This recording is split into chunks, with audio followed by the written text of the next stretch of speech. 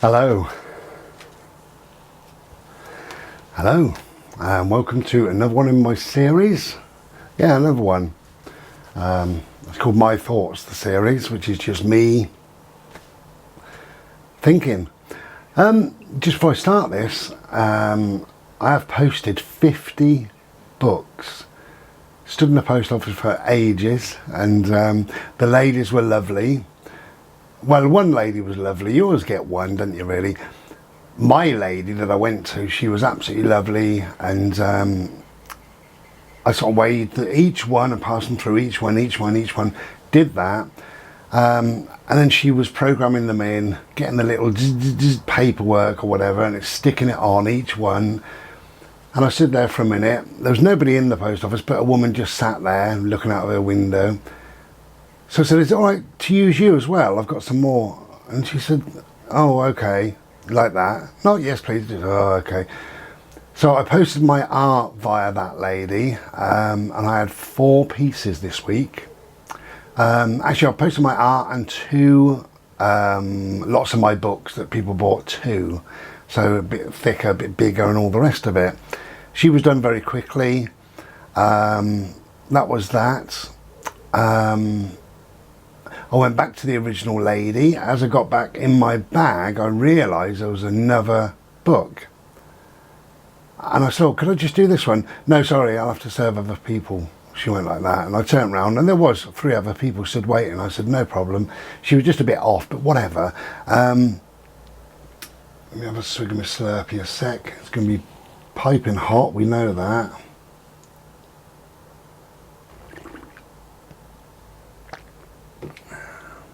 Lovely, beautiful.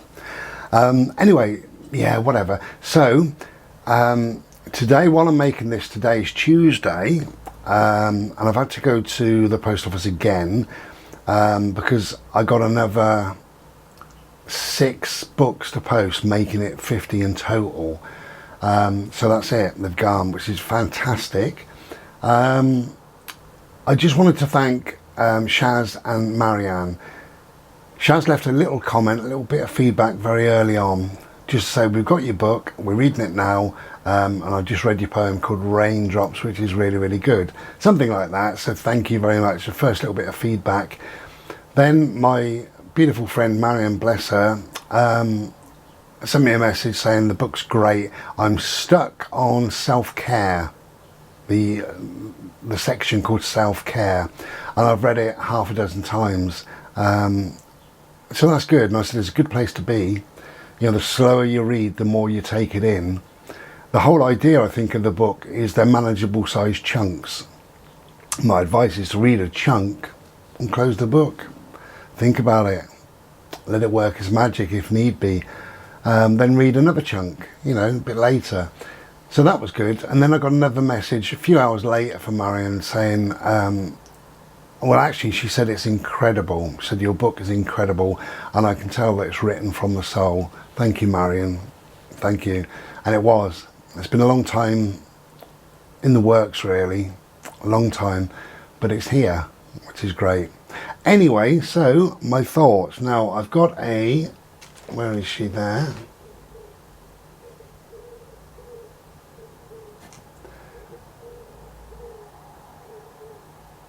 Just trying to work out how to word this to you. This is from Tammy. Anyway, it says, "Bro, your thoughts on communication or lack of within a marriage." And she goes on to say that her and her husband, he comes in from work, gets his phone out and looks at his phone, and that's it for the evening. And she does exactly the same. That's it. Tammy, you're not alone. There's a lot of kids, a lot of teenagers, you know, they come in from school or uni, college, whatever, kick their shoes off, go upstairs and they're on the computer. That's it. You know, there is a lack of communication, definitely. There's also a lack of listening, I've found over the years, and I think it's getting worse, the lack of listening. When you communicate to somebody, you can see a flicker in their eyes. They're just waiting for you to finish to jump in with something else, and often they don't allow you to finish. They just jump in anyway. So there is no listening there, not really.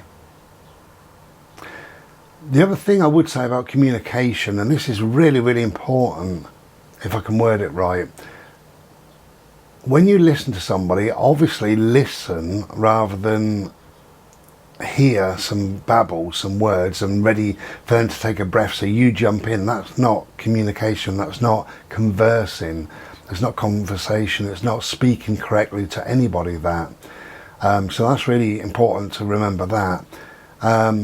But when you do listen, listen to their words. Listen to their words, not listen to the feelings that it might bring up inside of you. Listen to them, listen to the words, take it in. The whole concept of communication, I believe, is to slow yourself down. And that includes listening. Slow your listening down. Listen, think, answer if need be. If you're not sure, say, I'm not quite following, can you repeat that? You know, there's a lot that you can do with communication. However, in your circumstances, by seems that there is no communication. So what do you do about that? I would say, I mean, I don't know you, I don't live there. There must be a time before he gets his phone out. There must be. So when does he get the phone out? What does he do prior to that? Does he come in, take his shoes off, have a shower, have a Slurpee, have a fag, help you with the dinner, wander around the garden, stretch? What does he do? You know, does he do something? He must do something. And then that's the evening. The evening begins. Let's get our phones out. Now, chances are he's thinking the same as you. She doesn't communicate. Every evening she looks at her phone. That's probably what he's saying. So you can only lead by example, can't you, really? Now, prior to him getting his phone out, and you know when that is, you could say to him, oh darling, just before you get your phone out, I was thinking, and then tell him I was thinking, you know, maybe we could walk down the river over the weekend, go for a meal. You know, maybe we could do something, you know, maybe something that don't involve your bloody phone. It's a tricky one, but it's not something that you can't overcome. Of course you can overcome that. I think a lot of what we do is learned behaviour in life, and he's learnt probably that you don't nag him. He's learnt that he can have a downtime, a silence, a quiet time, away from work, away from communication. If he just gets his phone out, he's probably not even looking at anything, just scrolling through crap. But then what are you doing with your phone? Are you doing it for the same reasons? The art of communication, and that's what it is, the art of communication, you need to bring that back, obviously, into your marriage. And when you do communicate, you need to listen, but listen correctly.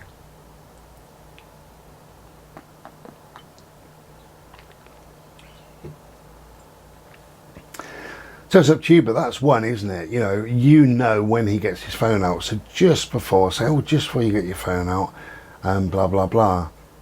Or you can make light of it and you could joke. And when you're sat there and you've had an hour or two on your phone, you could laugh and say, look at us. What have we become? Isn't this bloody boring? Nudge him, innit, Dave? Look at the state of us, Should we go out? Should we do something? Make light of it perhaps, and he may think, yeah, we are being stupid or whatever. And if he puts his phone down, because you will have by then, perhaps you can then start communicating, start talking. And just say, I'm not really happy with the way things are, not really, It is boring, isn't it, looking at our phones. Do the subconscious nod. It is boring, isn't it, looking at our phones? When you do that, somebody else does that to you. So, excuse me, so they've agreed already without verbalising it. Boring, isn't it, Dave? Yeah. Well, let's do something about it then. You know, should we go and sit in the garden for an hour? Should we go and walk the dog? Should we, you know, should we make plans for the weekend then that doesn't involve our phones? Would you like that? Do that little nod again. And you say, yeah, I would like that. And maybe you would, you know. So there's a lot of that going on. The other thing with communication, and I've said this before in a video, and it's worth reminding people or mentioning again, I think it's really important, this is the PAC, P-A-C, which is P, parent, A, adult, C, child. PAC, parent, adult, child. Keep yourself at the adult, at that level, all the time. So even if you joke with him and say, this is bloody boring, Dave, isn't it, us looking at our phones, and he might turn into the child. And they might say, well, I have to talk all day at bloody work, and it's not fair, and I come home now, you're moaning, all I want to do is sit in the quiet. He's the child. So as the adult response, yeah, I get that, Dave, you know, I really do understand that. But it would be nice to have some communication of an evening. I can't remember the last time we communicated. In fact, yesterday evening, you came home at 6. We were on our phones at 7, didn't go to bed till nearly midnight, and that's when I turned my phone off. And I think that's probably been the same for the last few nights, hasn't it? Be the adult, do the nod, let him agree. And if he comes back as a child, bring it back to the adult. He may come at you in the parent role. You know, well, I bought the phone, I will use my phone how I want, thank you very much. Answer is the adult. Yeah, okay, I totally agree. You know, however, I think maybe we're spending a bit too much time on our own, which is not communicating. I love you, I love to hear you speak, and, you know, when did we last laugh? Tell me a joke, do something, and then reach over, tickle him, do something, you know, but still keep that adult level, you know. So PAC is an important thing, parent, adult, child. Keep yourself at the adult all the time, because you will drag the child up to the adult, or you'll drag the parent down to the adult, and you'll just converse on that same wavelength, on that adult wavelength. But it's not up to me to give you any advice, not really, you know. I'm sorry that you've got yourself into that situation, but you're culpable, you're 50% to blame, because you said we sit on our phones, you know, night after night after night, 7 nights a week, that's what you've said. And if that's right, that's awful. What's the point in being married? Just somebody else there flicking through his phone? You know, there must be something else that you can do in life, you know. And there is, isn't there? There's a million things, you know. You could read a book or anything, you know. If you're doing, I don't know if you work, you didn't say, but if you're in the day, if you're not working, if you're reading a book, as he comes to sit down with his coffee, if that's when he gets his phone out, just he sits down and say, oh, David, I've been reading this book. Let me just read you this little bit. It's really, really interesting. And just start reading a little bit of the book. And you'll find that he won't get the phone out. Probably, he may do. In that case, continue reading and say, it's beautiful, isn't it? What do you reckon to that? What do you know, how did that make you feel? What did you think? You know, it may be a long slog. Maybe. The worst thing to do is to get ratty and put your phone down and talk to him and expect an answer, because you'll get the abrupt sort of, yeah, no, don't know, because he's busy, he's on his phone, he's doing what he normally does, it's learned behaviour. You know, you need to break that cycle, you need to break that, really. I don't see that you can go on like that. That's awful. I mean, for me, I think it's bloody awful, because I don't like people using their phones anyway. You know, I very, very rarely use my phone. I often don't have my phone on for a day or two. I don't turn it on for a day or two. Often do that. And I'm quite happy with that. And when I turn it on, I may get, you know, a voicemail. So I've got a missed call. I may get a text. And invariably I don't, because people know what I'm like, you know. I love communication, obviously, right time, right place, all the rest of it. But yeah, it does wind me up. You know, I know people that mid-sentence they will get their phone out. You'll be talking, you'll say, hey, do you know what happened to me the other day, right? I pulled my car into this car, and they go like that. So I stopped speaking, and I've always done that. And they go like that, and then they realise, and they say, what? And I say, oh, sorry, I'm waiting for you to finish, I thought you was busy. And they say, no, I'm just on, Facebook. So then you say, well, the other day I pulled my car into this car park. Stop.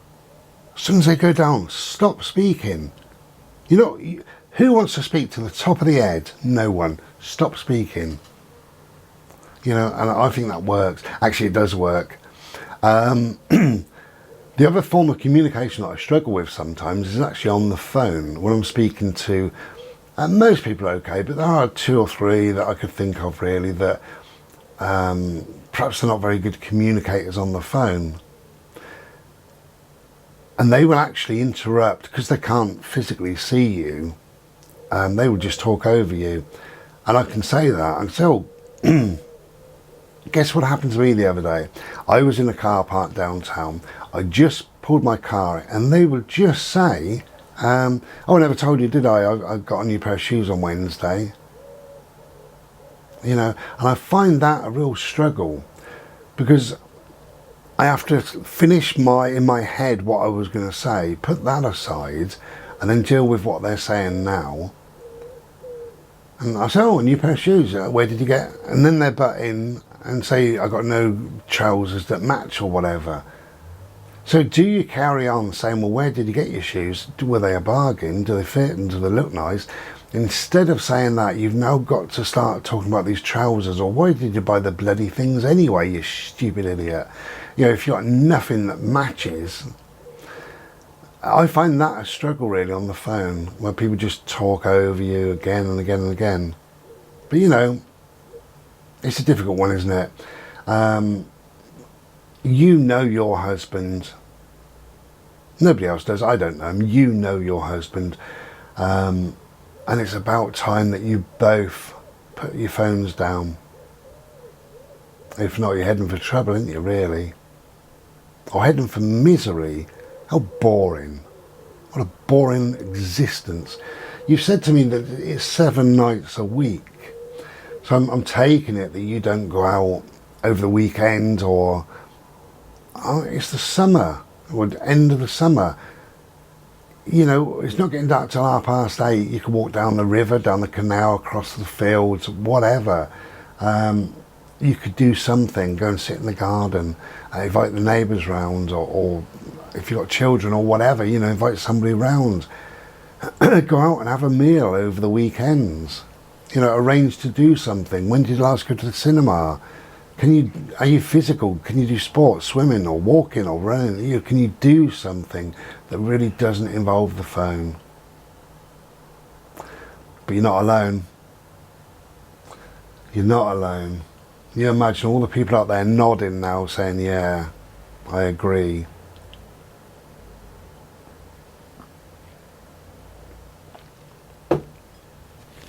Okay. Thank you very much for listening, and if you've got any more, I'll be back soon. Thank you again to Marion and Shaz for the wonderful feedback on my book. It's a funny thing, I've been a bit nervy and a bit just wondering what people might make of it, and so far I've had great feedback, so thank you both very much indeed. Thank you, Tammy. Thank you very much, Tammy, and thank you everybody else, and I'll be back soon. Cheers. Take care. Bye.